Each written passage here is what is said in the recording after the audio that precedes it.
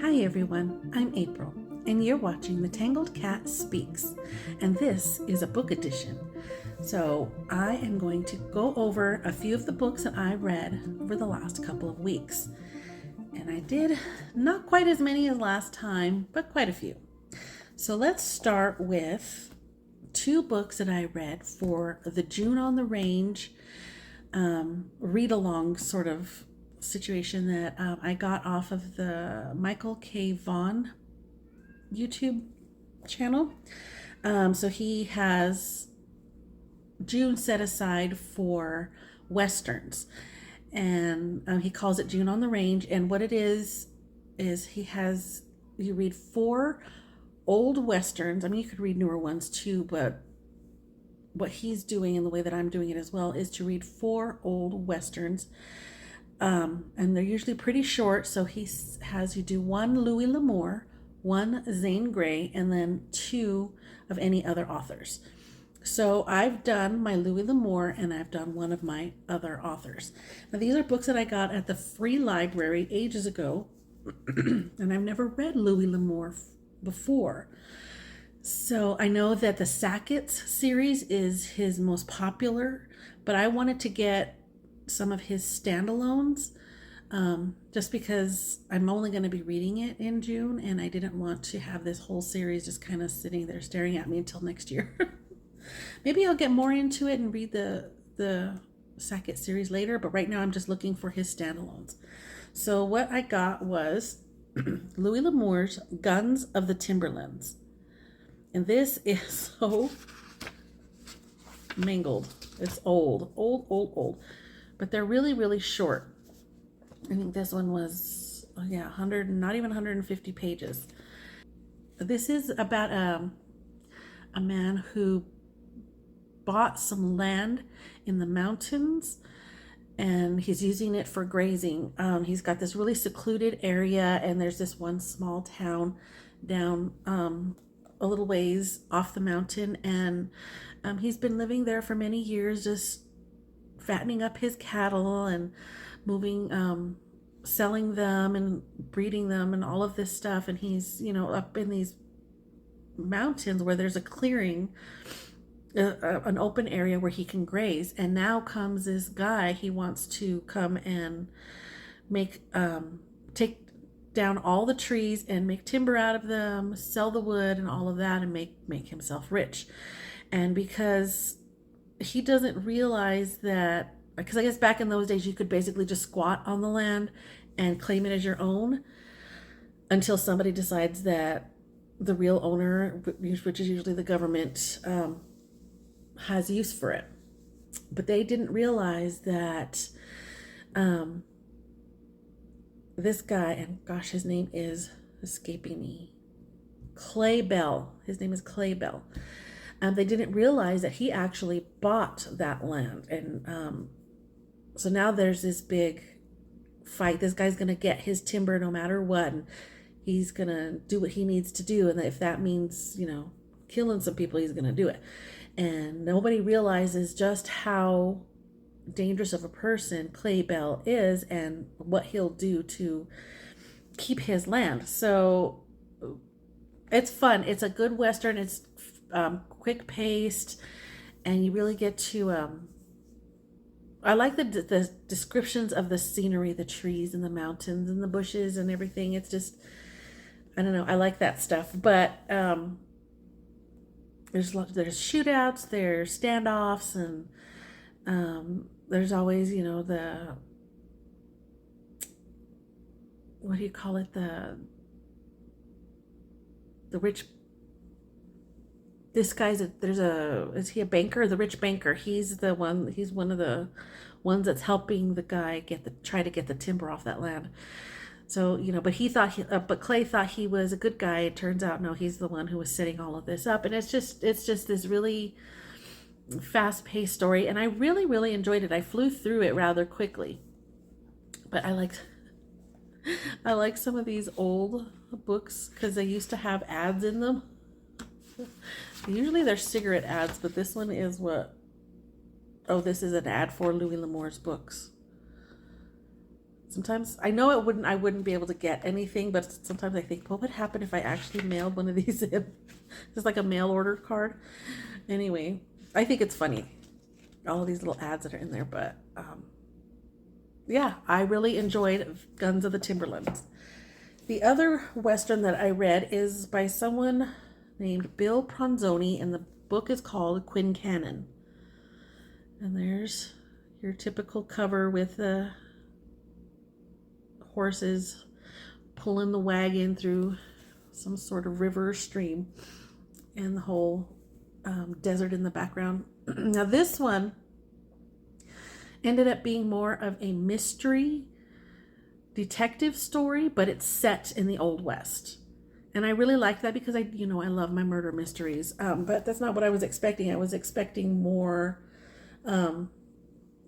according to the cover, I was expecting more people riding on the trail and having to battle the elements and, all of the frontier kind of stuff. And this was more set in just the one little town, and the detective, the guy, he's secrets, they called it the Secret Service, but he was stationed in this little town, and he went there looking for counterfeiters. And it turns out that there's more than just counterfeiting going on in this little town. So really cool. I really, really enjoyed this one too. And again, it's super short. This one I think is closer to 200. Yeah, this is 182 pages. Really fast paced, really good story. I like that they're fast, and they're not like super convoluted, and just has it doesn't have a whole lot of depth to it, just because it's fun to use those as palate cleansers in between some of the bigger books. And I think they're really fun, and I never thought I would enjoy Westerns, but thanks to Michael K. Vaughn and his channel and his little read along thing, I'm finding that I'm really enjoying them. And then let's see, so those two are going to be donated back into the little free libraries. Let's see, the next ones that I read were ebooks that I had on my Kindle. The first one is 12 Years a Slave by Solomon Northup. And this is a memoir. If you haven't read the book, you may have heard of the movie, which was a few years back. I can't think of when it came out. And I had seen the movie. So it took me a while to want to actually read the book, because I was like, movies, they kind of tone it down, and the book tends to be brutal. And this was brutal. Just what this man goes through and what his fellow slaves go through. During the 12 years that he had been made to be a slave, he was a man from New York, free, had a family, had a job, had respectability, and he was a musician in his off time, and he went on a gig with some people and ended up feeling sick, like he was feverish and everything. And he was staying in a place with people, but he had to stay in a separate room because he was the only the only black man in that band. And so they stayed in one part of I think it was a hotel, and he stayed in basically like the basement.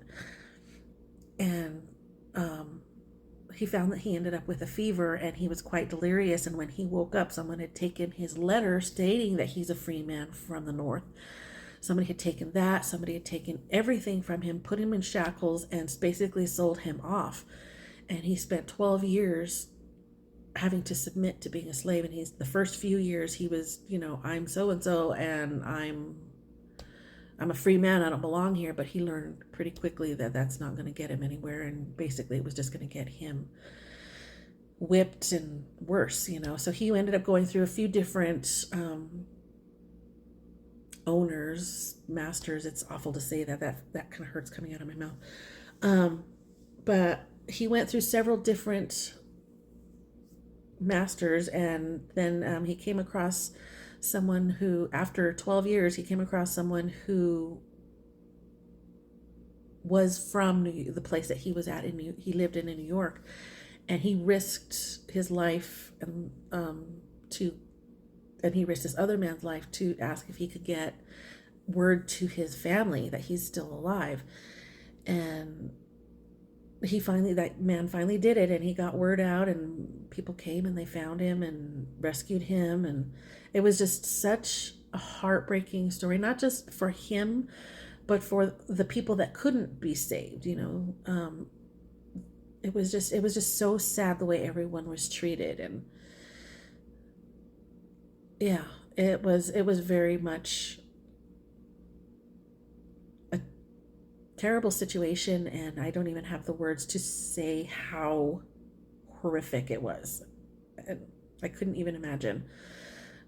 But I read that, and it was actually, I was surprised at how short the book is. It's only 165 pages.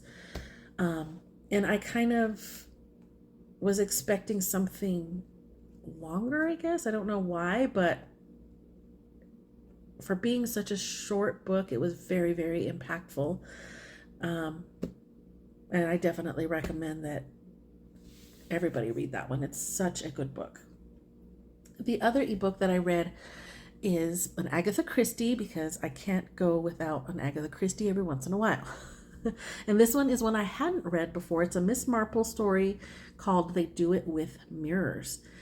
And this is one where I'm not going to give away the whole thing, but there's, basically two men in a room, and they hear gunfire, and then they go in and everybody's fine. Everybody's okay. There's nothing. It was an altercation, and the gun accidentally went off. It didn't mean to. Everybody's fine. So they kind of let it go, but then it turns out that somebody on the other side of the property had been shot dead, and nobody could figure out who did it, because it appears that the gunshot that they were aware of happened at the same time that this other person had been killed. And they're trying to figure out if those two were in that room and everybody else was in the den or whatever. They were having like a party, a get together, and everybody was where everybody thought they should be. How did this person get shot? So it was just kind of one of those impossible situations, but Miss Marple always finds a way.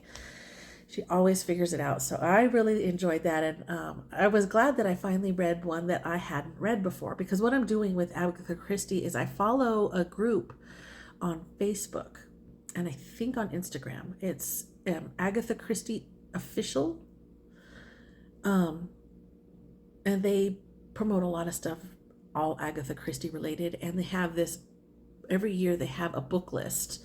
So once a month you read a different Agatha Christie book. So I've been following that for the past couple of years, and most of them that have ended up on that list are ones that I had read years ago.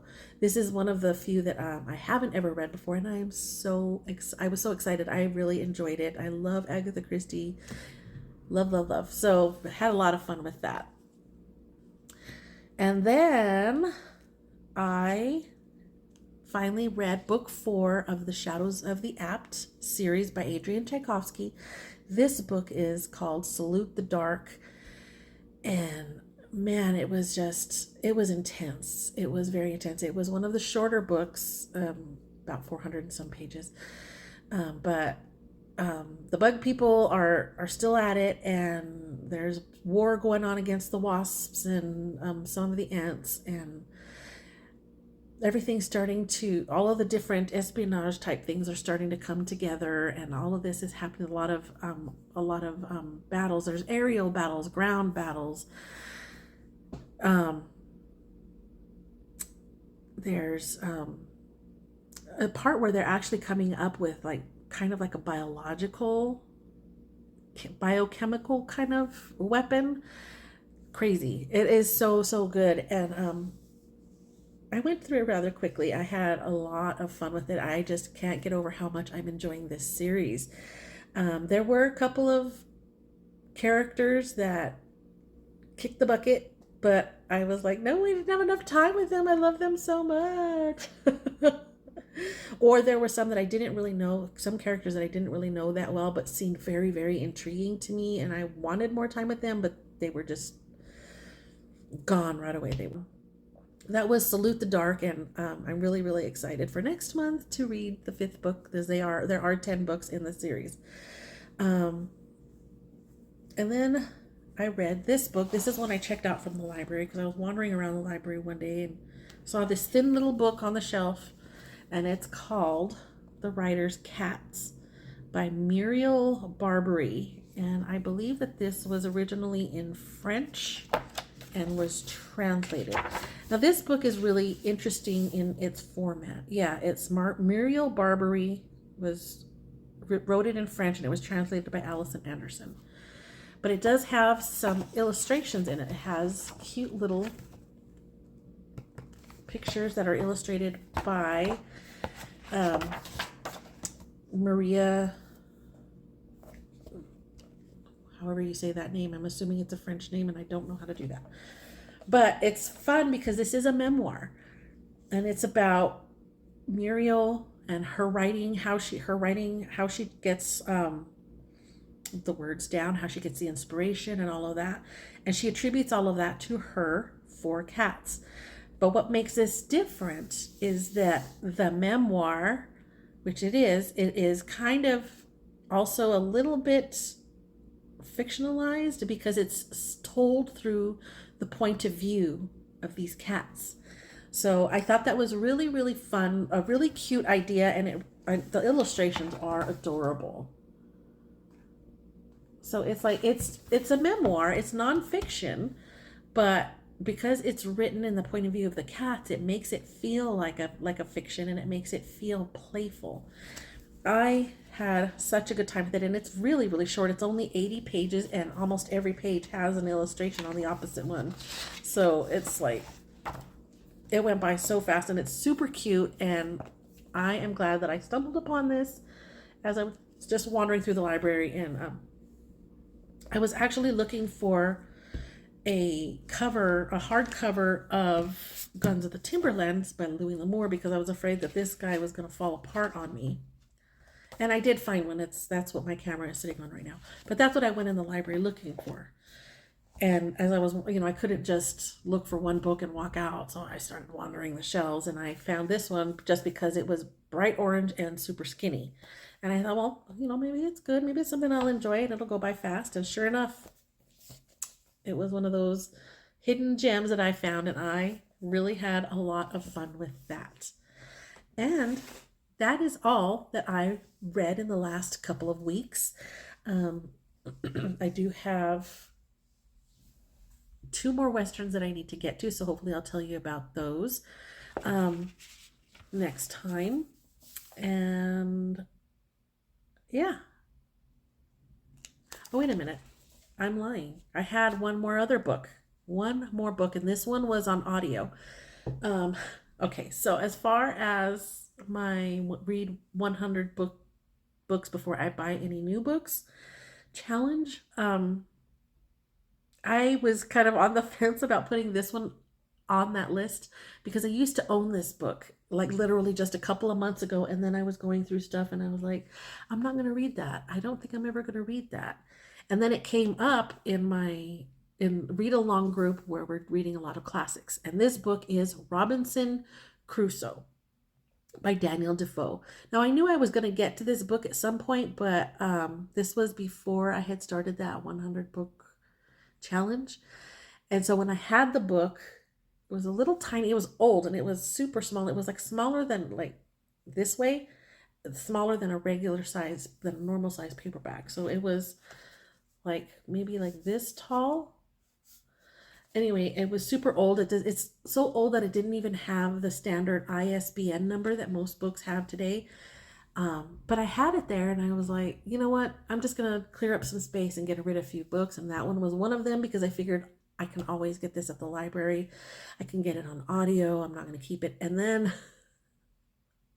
the 100 book challenge happened, and I'm like, oh, dang it, why did I get rid of that book? Maybe I could still claim it as one that I own, but I'm not going to do that because that's not fair. That's not fair. I don't own it anymore, so I can't put it on my books that I own challenge. Anyway, this was a fun book. I had never read this one before. And I wasn't sure I was going to like it because I really wasn't that big of a fan of Seawolf. And Seawolf was about a guy, basically stranded on a ship, and then having, it was basically like a sea voyage. And this starts out the same way. He's on a ship, and then he gets shipwrecked. But this one ends up being, he's on this island pretty much for the most part alone for 18 years. He does realize that there are a native tribe on this island, but he steers away from them because they are cannibals. And he realizes that he's created a home for himself on a part of the island that they don't go to because it's basically, to them, they consider it uninhabitable, so they never go there. They know they're never going to find anything there. Closer towards the end of his time there on the island, he ends up befriending one of these young tribesmen and teaches him how to not be cannibalistic. She kind of puts Christianity onto him and teaches him what he knows, and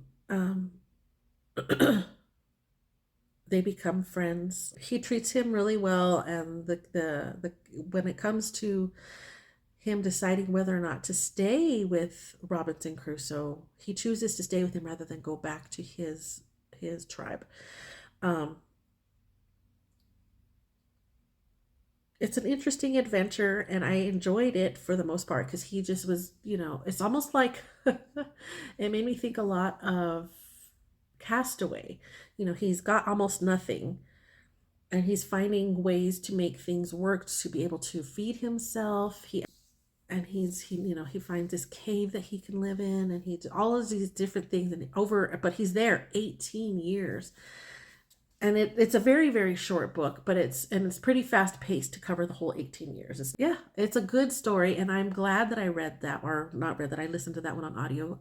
There was several versions of the audiobook, and I went through sampling them to make sure that I found one with a narrator whose voice that I liked, because I didn't want to not enjoy the book simply because of the narrator, because I've had that happen to books before. So I found one, and the name of this narrator, if you wanted to know, was Gordon Griffin. I really enjoyed how he did the reading on that. And so, now that is all that I read. I will get back to you next time, and we will catch up definitely on the other two Westerns that I'm going to be getting to, and a few other books that I've got thrown in here and there. I think I've got a Blake Crouch coming up that I want to finish by the end of the month, so we will talk about that. Thanks for spending a little bit of time with me, and have a good rest of your day. Bye-bye.